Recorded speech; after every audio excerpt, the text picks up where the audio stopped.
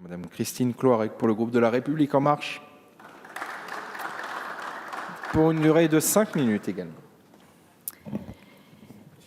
Monsieur le Président, Mesdames et Messieurs les ministres, Monsieur le Président de la Commission, Monsieur le rapporteur général, Mesdames, Messieurs les députés. Le rapport préparatoire au débat d'aujourd'hui remis au Parlement par le gouvernement est conséquent. Permettez-moi donc d'orienter les propos sur la politique d'amélioration du pouvoir d'achat des ménages que nous conduisons depuis le début du mandat et que nous poursuivrons.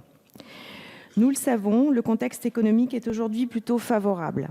En effet, après plusieurs années de stagnation, l'activité française a fortement accéléré en 2017 avec un taux de croissance de 2,3% et resté dynamique en 2018 et devrait l'être cette année encore. Parallèlement, de bonnes nouvelles sont arrivées sur le front de l'emploi. Avec un taux de chômage désormais établi à 8,7% de la population active au premier trimestre 2019, notre pays renoue avec son plus bas taux depuis plus de 10 ans. Ces chiffres sont le résultat de politiques publiques mises en œuvre et sont d'autant plus réjouissants qu'ils ont été obtenus en respectant un cadre budgétaire volontairement et extrêmement contraint. Notre sens des responsabilités nous a en effet conduits à nous fixer un objectif d'équilibre budgétaire quasiment atteint à la fin de ce quinquennat.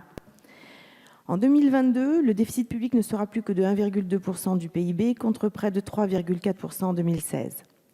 Pour répondre aux enjeux sociaux qui se sont exprimés ces derniers mois et dans le contexte favorable de taux d'intérêt faibles, le gouvernement a fait le choix d'un rythme de réduction du déficit public légèrement dégradé de 0,1% du PIB en 2019. En dépit de ce cadre contraint, les efforts de réduction de la dépense publique qui ont été engagés depuis 2017 nous ont permis de dégager des marges de manœuvre et de prendre plusieurs mesures favorables avec l'objectif réaffirmé de renforcer le pouvoir d'achat. Permettez-moi d'en citer quelques-unes. La suppression des cotisations salariales, maladie et chômage des salariés du secteur privé, mise en œuvre dès 2018. Pour les salariés payés au SMIC, cela a représenté un gain de pouvoir d'achat de 263 € et de 277 pour les travailleurs indépendants. L'élargissement à 1 million de ménages supplémentaires et la revalorisation significative de la prime d'activité. Couplée à la hausse légale du SMIC, cette revalorisation exceptionnelle a permis un gain de pouvoir d'achat de 100 € par mois pour un salarié célibataire. La revalorisation de l'allocation adulte handicapé, dont le montant sera porté à 900 € par mois en novembre prochain. Cela représente une hausse totale de 11% par rapport à son montant initial, soit l'équivalent de 81 € par mois.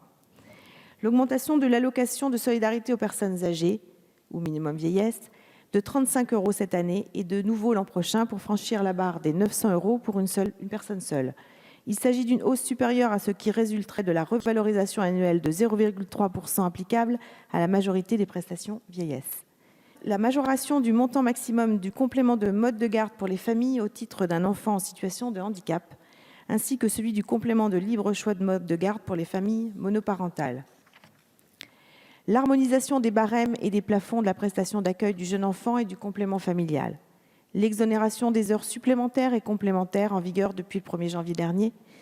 Pour les 6,8 millions de salariés du privé qui ont effectué en moyenne 11 heures supplémentaires par mois au premier semestre 2019, cela représente un gain de 670 millions d'euros.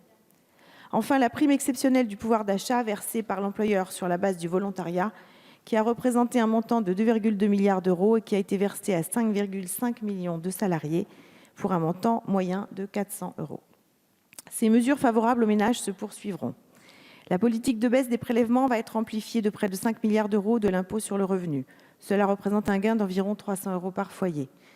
En 2023, plus personne ne paiera de taxe d'habitation sur sa résidence principale. Le montant des pensions de retraite de moins de 2 000 € sera indexé sur l'inflation dès le 1er janvier 2020.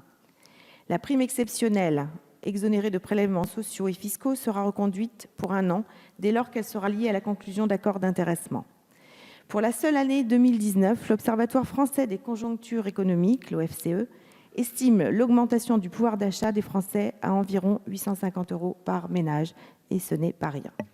Ces quelques exemples démontrent notre capacité à maîtriser l'évolution des dépenses publiques également, et donc à assurer la pérennité de notre modèle social français pour les générations futures. Ces objectifs que nous nous fixons guident l'action que nous conduisons depuis 2017. Je me réjouis qu'ils s'annoncent maintenus dans les prochains projets de loi de finances de notre pays. Par ailleurs, il nous faut continuer à investir dans les solidarités pour l'émancipation de tous, pour prévenir et lutter contre la pauvreté. Parce qu'au-delà des chiffres, il y a des citoyennes et des citoyens qui attendent d'un système qu'il soit lisible, réactif et incitatif à l'insertion professionnelle et à la reprise d'emploi. Ils attendent d'être mieux informés et mieux accompagnés. Je m'engage, en tant que référente sur le plan pauvreté, à suivre la mise en œuvre de cette stratégie et suivre également les concertations concernant la future loi sur le revenu universel d'activité et le service public de l'insertion. Merci. Merci beaucoup, Madame Cloarec.